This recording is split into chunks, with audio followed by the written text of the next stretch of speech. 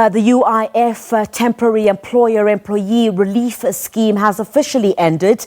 28-odd billion rand has been paid to close to 6 million workers whose incomes were affected by the nationwide lockdown. But the process hasn't been without hiccups, as several thousand are still awaiting payouts. The UIF Commissioner, Teboho Maruping, joins me now live via Skype. A very good evening to you, Commissioner. Thanks indeed for your time. So while close to 6 million people have been paid about over 26 billion, I understand close to 1 million are still waiting. And some of these applications were made as far back as April. What's taking so long? Yes, thanks, Chriselda. I just want to correct something. This is not a backlog of people that we have not paid. We've done the calculation. These payments are ready to be paid. The only thing that we're waiting for now is for companies to own the relationship between the employer and employee and say, this person is really working for me, and declare and insure them with UIF, then you can process the payment. And we are not closing until we've resolved these issues. A number of companies have applied for employees that they did not insure before. And this is the almost 1 million workers that you are referring to here that have not been insured by the companies. And say, companies, please insure your employees so we can process their payments.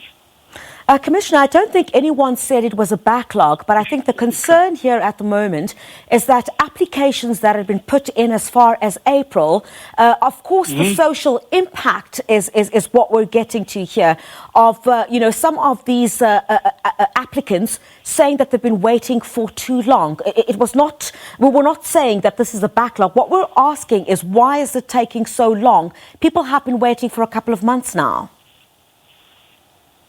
Yeah, I think that's what I'm trying to explain. The people who applied in April and May, we paid them already. We pay within 24 and 48 hours. We are able to pay people. The people that are still remain outstanding in our records are the ones that are not declared by the companies. Anyone that has complete information and the claim is valid, all of those have been paid.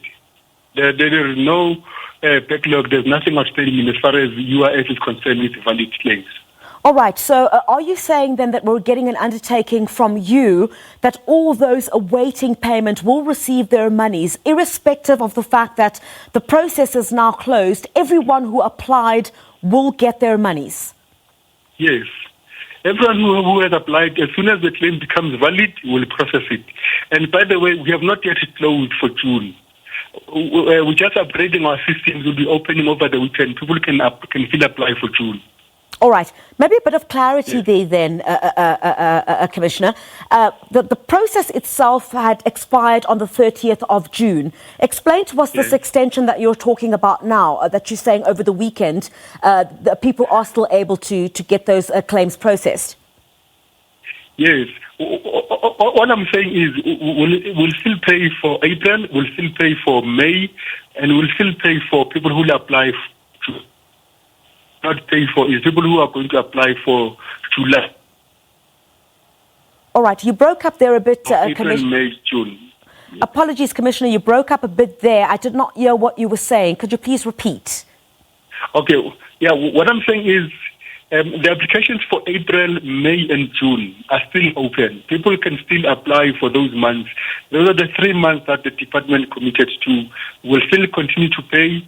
If there's still records outstanding and your claim has not been paid, we are going to process them until the claims are resolved and we fix anything that needs to be fixed with the company or with the employer or with the employee. We'll continue to pay until at the point where the minister will announce that now we are closing. We've paid enough. We process everything that you have. Yes, Commissioner, is there any time frame that you're giving yourselves? Because some would perhaps argue that it was due to glitches in your system that they couldn't get access. Will those also be helped? Yes, I think that's one of the reasons, Chriselle, that we are not moving fast to close and say no more applications, because we are alive to the glitches that we experienced as UIF. That there was a point when our system, there was a fiber cable failure. Last week, for example, we had a system challenge. So we cannot rush to close. when we also know ourselves that we had our own fair share of problems.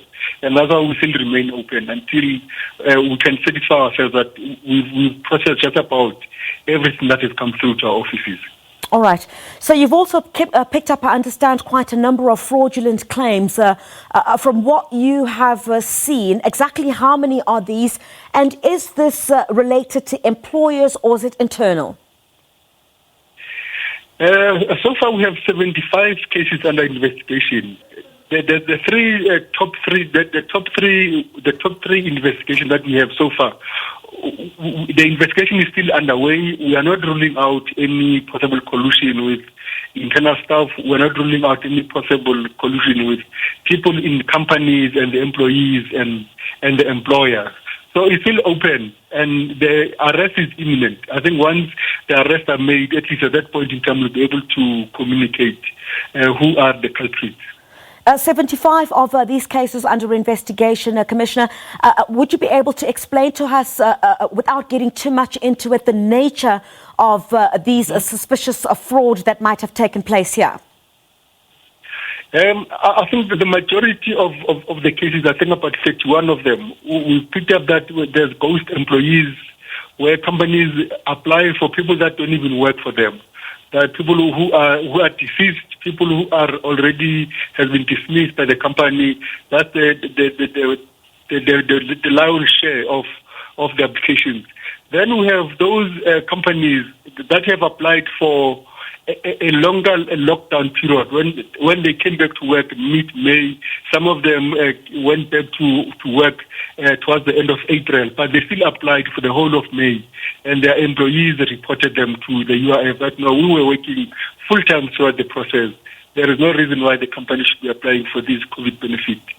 Some employers went to an extent of giving loans to their employees. These are some of the cases that we're investigating, Griselda. Thank you. Yeah. Commissioner, in terms of, I heard you earlier speak about the fact that you're still continuing to process some of these claims. Do you have any idea at this stage exactly how many you're looking at?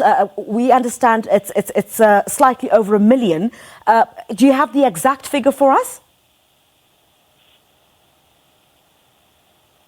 Estimate. For the month of April, we processed just over 5 million. Our expectation is that the percentage is going to drop by 25% in May and then a further 25% in June. So we are looking at processing about 2 million applications for June. That's our estimate at this stage. All right. And in terms of someone who might be at home asking when could they possibly get their money, is there a certain time frame? Because I think that has been the main bone of contention now, is that people have been arguing that they've been waiting for too long. Yeah, as I said earlier, once we have a complete, valid and verifiable claim, we pay within 48 hours.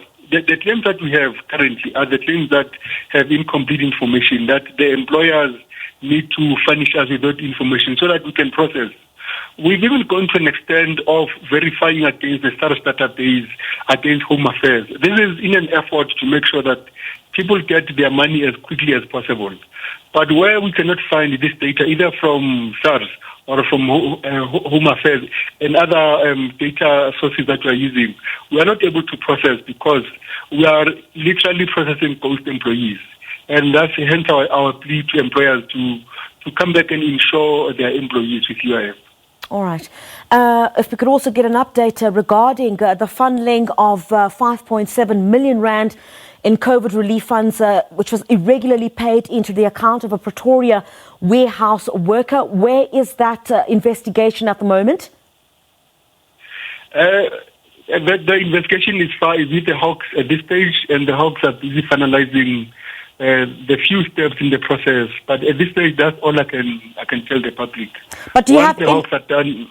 Yeah. Do you have any hope, though, Commissioner, that you'd be able to get some of this money back? I've also seen reports about splurges on some luxury items by the alleged perpetrator who's gone on a splurge of some luxury cars. Do you have any hope that you'll get some of this money back? Oh, yes. We've frozen a number of accounts. We're able to secure about 3.2 million. And we are continuing with other frozen accounts. So the investigation is still underway, and we are hopeful that we'll get most of the money. All right. How many suspects are being sought at this point? Because I do understand the money had been funneled from one account into allegations that some relatives of the suspect were involved. Yeah, I cannot disclose, Griselda. I can just tell you there's a number of people that are linked to this case, and when the time is right, we'll publicize their names. All right. We'll leave it there, and we hope to hear from you once there is some headway in that investigation. UIF Commissioner Teboho Maruping, thank you very much for joining us on the line here on The Full